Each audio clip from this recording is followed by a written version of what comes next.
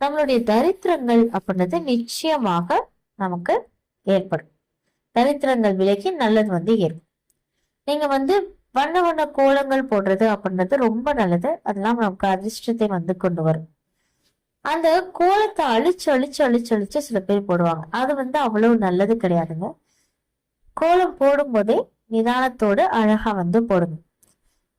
காலையில எழுந்ததுமே நம்ம ஏதாவது ஒரு யோசனையிலே அழிச்சு அழிச்சு போடும்போது அந்த புள்ளியை தவிர்த்து சரியான அமைப்புல முடிக்காம போடுறது, அலங்கோலமாக கோலம் போடுறது, இது எல்லாமே ஈஸியா நம்ம வீட்டுக்குள்ள யாரு நுழைய வைக்கும் அப்படின்னா மூத்த தேவி அப்படின்னு சொல்லுவாங்க.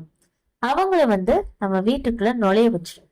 அதனால கோலம் போடும்போது கொஞ்சம் நிதானமாக நம்ம